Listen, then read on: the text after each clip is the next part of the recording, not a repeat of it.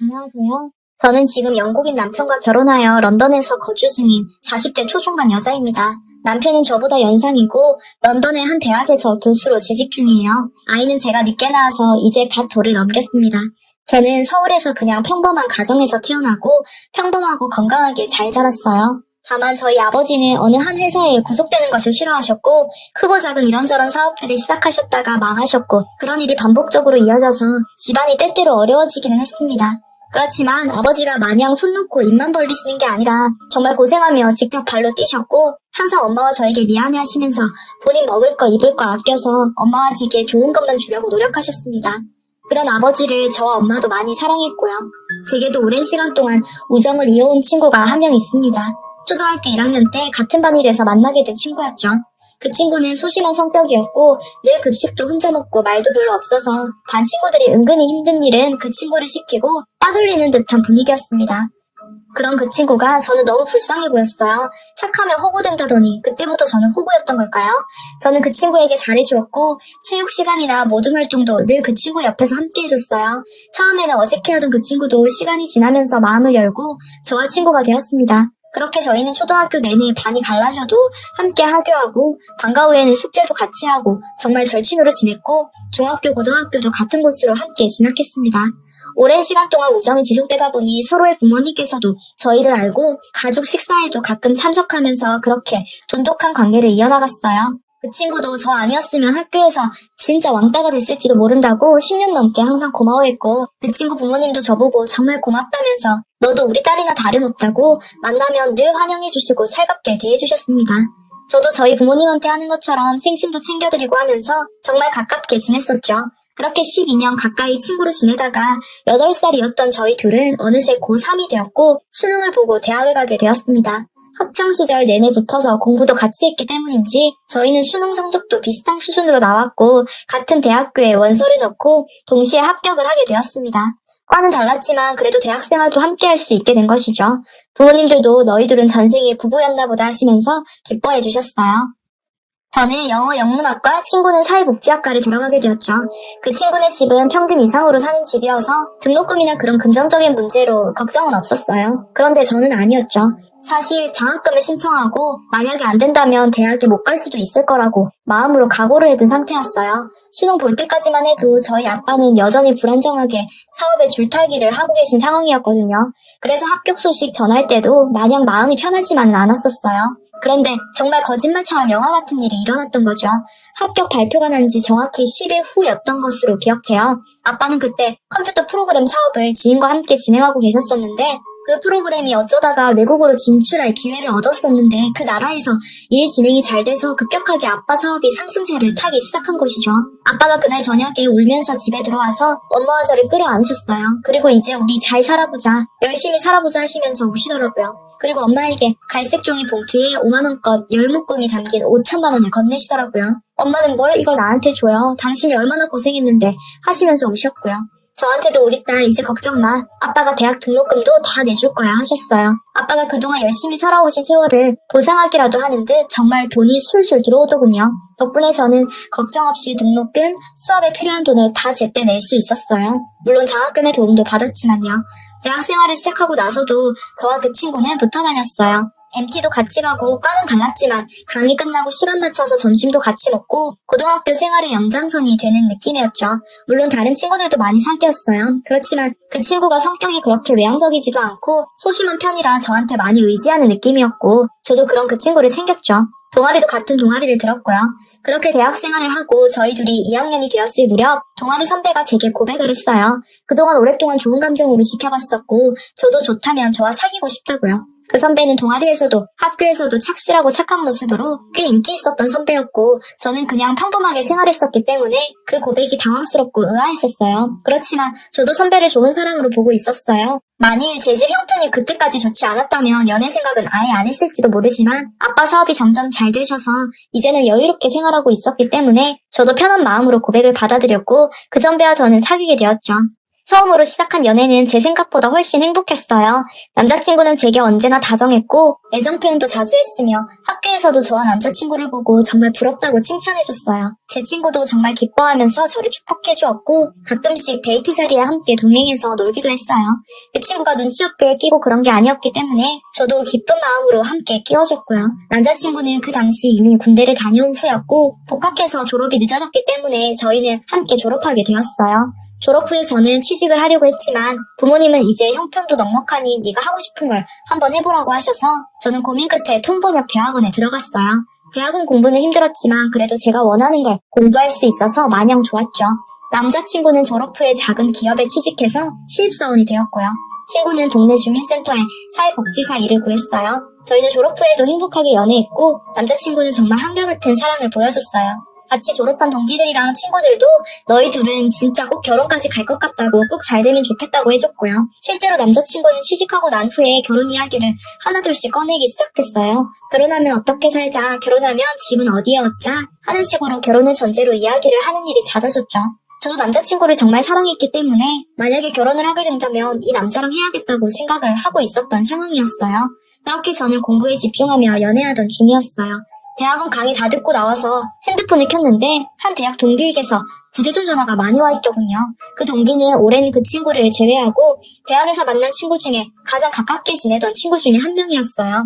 무슨 일이 있나 싶어 바로 전화를 했더니 신호음 2번도 되기 전에 받더군요. 무슨 일이야? 왜 이렇게 전화를 많이 걸었어?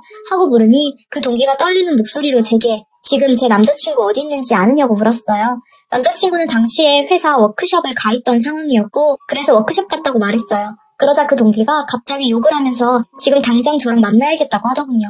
보통 일은 아닌 것 같다는 느낌이 들어서 저는 알겠다고 하고 대학원 근처 카페로 오라고 했어요. 30분 정도 지나니 그 동기가 왔고 얼굴이 벌개진 게 화가 많이 난 것 같았죠. 저는 일단 진정하라고 시원한 음료를 한 잔 주문해줬어요. 그 동기는 열 시키라는 듯 음료수를 한 모금 마시고 제 손을 갑자기 덥석 잡더군요. 나 믿지? 지금부터 내가 하는 말 마음에 준비하고 잘 들어 라고 비장하게 말하길래 괜히 무서워져서 무슨 일이야 빨리 말해봐 하고 재촉했어요. 네 남자친구 워크숍 갔다고 했지? 하길래 제가 그렇다고 했더니 그 동기는 자기 핸드폰을 꺼내서 사진 몇 장을 보여줬어요. 그 사진들은 바로 제 남자친구가 다른 여자와 모텔로 들어가는 사진들이었죠. 그것도 화난 대낮에요. 더 충격적이었던 건 그 바람 상대인 여자는 바로 저와 15년 넘게 친구로 지낸 바로 그 친구였어요. 동기는 이 사진들이 불과 몇 시간 전에 본인이 직접 찍은 사진이라고 했어요. 길 가다가 우연히 두 사람이 손잡고 걸어가는 걸 보고 수상하게 생각해서 쫓아갔다가 이 사진을 찍었다네요.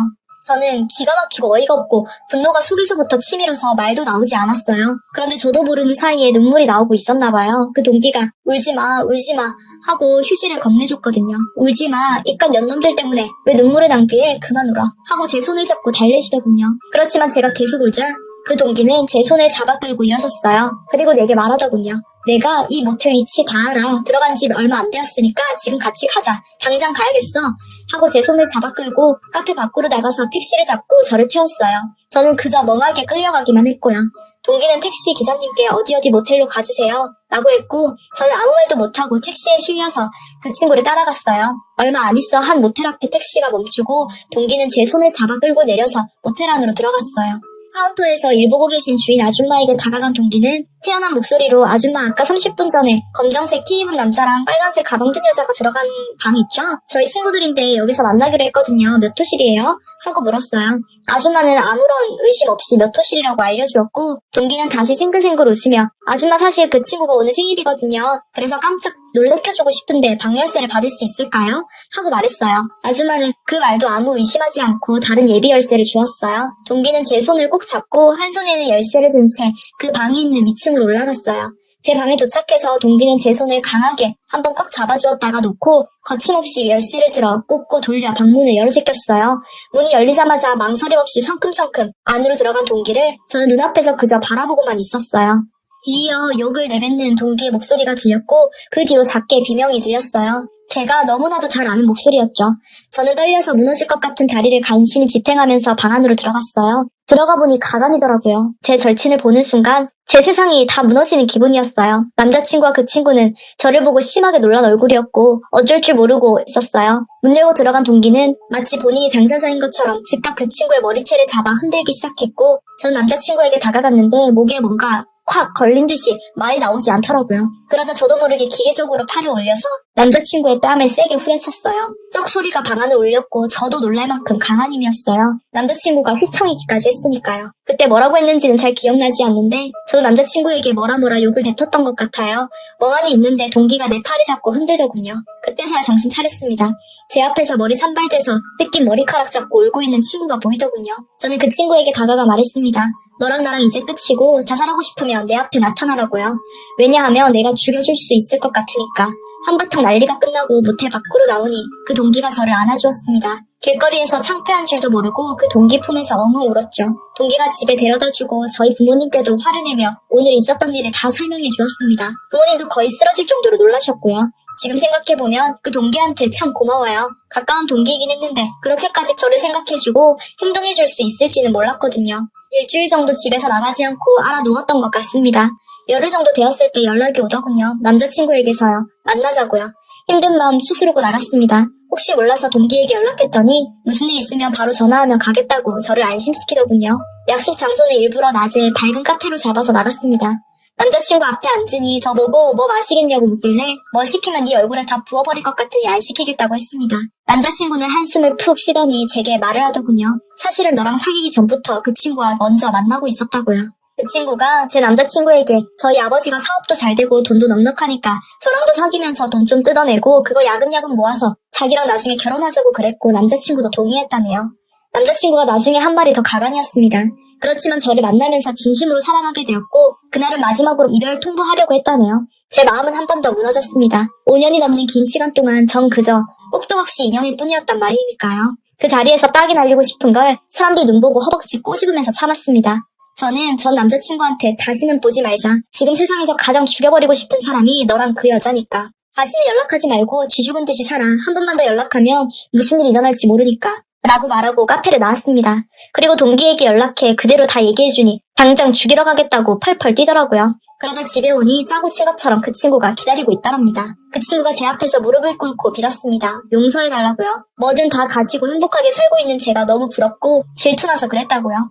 저는 가만히 쳐다보다가 5년 반이면 사람 갖고는 시간은 충분하지 않냐고 더 이상 내 시간 낭비하기 싫고 내가 너 죽이기 전에 얼른 내 눈앞에서 꺼져서 그놈이랑 잘 먹고 잘 살아라 하고 딸기 한 대 시원하게 때렸습니다.